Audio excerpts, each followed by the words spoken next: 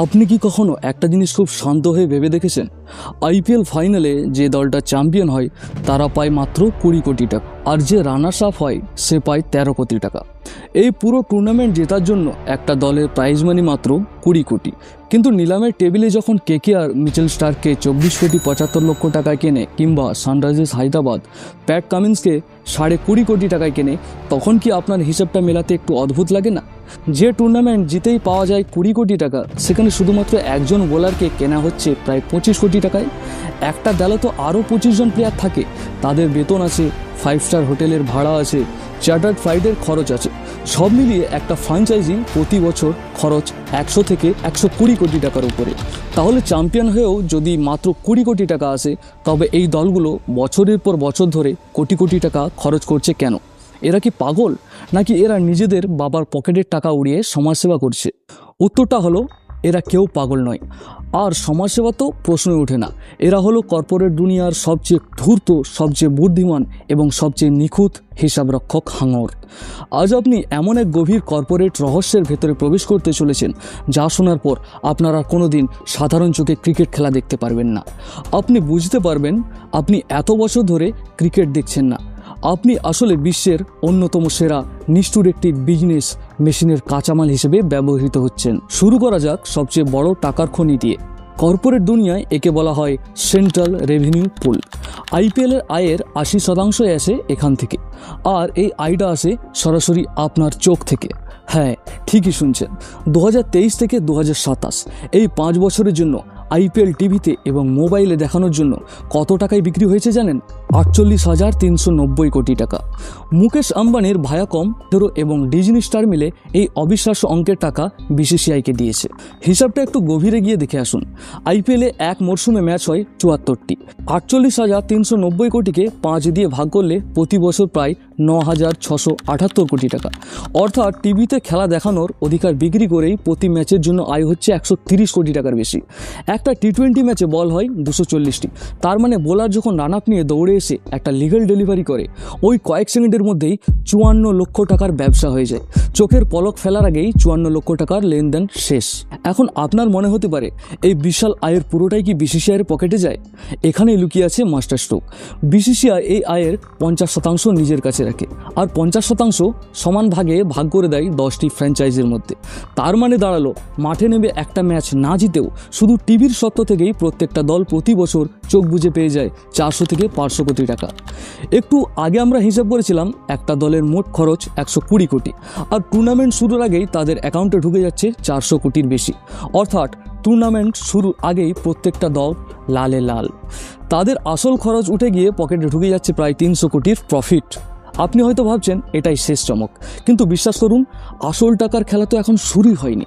তবে সেই গোপন ভল্ট খোলার আগে এই ধরনের মাইন্ড ব্লোয়িং এবং ডিপ রিসার্চ ভিডিও যদি আপনি মিস করতে না চান, তাহলে এখনই চ্যানেলটি সাবস্ক্রাইব করে পাশে থাকা বেল আইকনটি প্রেস করুন, কারণ এরপর যে তথ্যটি আপনি জানবেন তা হয়তো আপনার রাতের ঘুম কেড়ে নিতে পারে। সাবস্ক্রাইব করেছেন?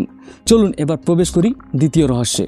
আপনি যাদের মাঠে সুপারহিরো ভাবেন, যে সমস্ত প্লেয়ারদের, কর্পোরেট দুনিয়ার ভাষায় তারা হলেন এক একটা হিউম্যান বিলবোর্ড বা চলন্ত বিজ্ঞাপন।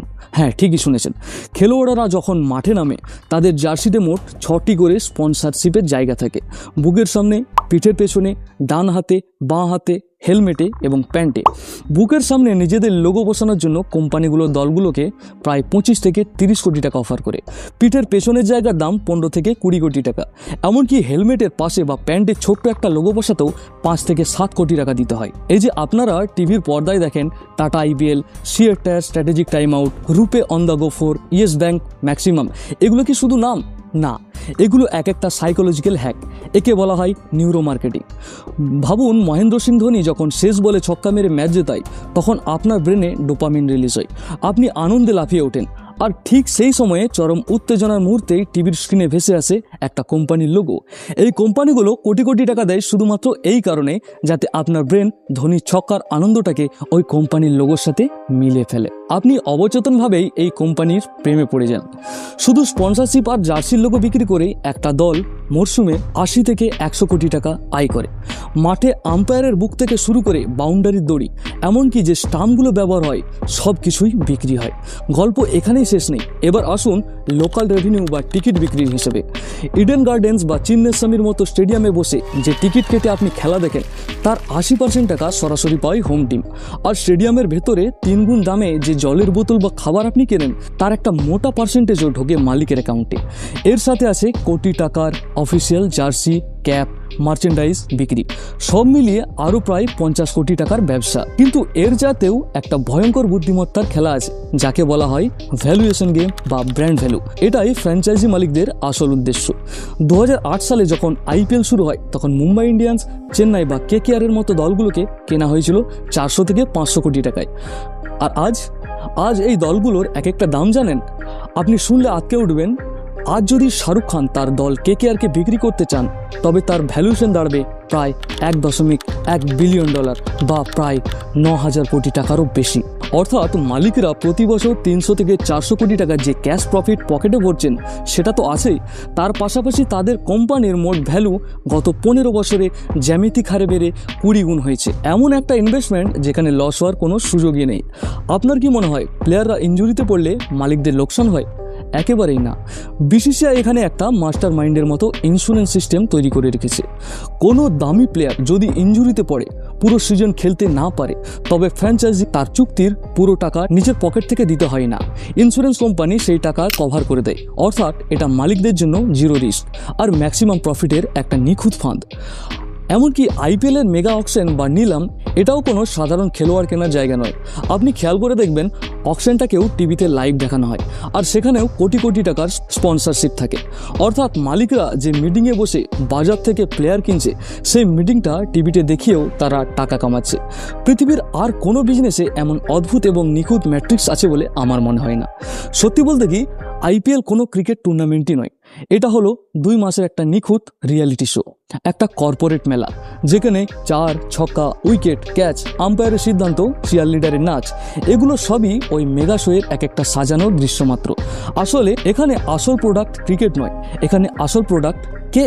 আসল প্রোডাক্ট হলেন আপনি, আপনার অ্যাটেনশন, আপনার মনোযোগ এবং আপনার সময়।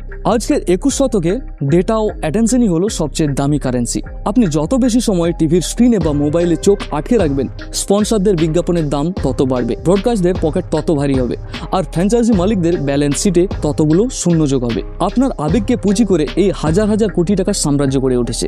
আপনি যখন প্রিয় দল হেরে যাওয়ার দুঃখে রাতে খাওয়া দাওয়া বন্ধ করে দেন, তখন মনে রাখবেন, আইপিএলের মাঠে যেই হারুক না কেন, ব্যবসার ময়দানে এই 10টি ফ্র্যাঞ্চাইজি এবং বিসিসিআই কখনোই হারে না। তারা টুর্নামেন্ট শুরুর দিকেই জিতে যায়। খেলাটা আসলে 22 গজের পিচে ব্যাট আর বলের নয়, খেলাটা শুরু থেকেই ছিল কর্পোরেট টেবিলের আর টাকার। সব শোনার পর এবার নিজেকে একবার প্রশ্ন করুন, আপনি কি কখনো আইপিএলকে শুধু একটা খেলা হিসেবে দেখবেন, নাকি একটা বিজনেস মাস্টার ক্লাস হিসেবে? এই আইপিএলে আপনার মতে সবচেয়ে বুদ্ধিমান এবং লাভজনক ফ্র্যাঞ্চাইজি কোনটি? কমেন্ট সেকশনে আপনার মতামত জানাতে ভুলবেন না। দেখা হবে পরের ভিডিওতে নতুন কোনো গভীর রহস্য নিয়ে। ততক্ষণ পর্যন্ত নিজের চোখ কান খোলা রাখুন, কারণ এই পৃথিবীতে যা আছে তার পেছনের গল্পটা সবসময় আলাদা হয়।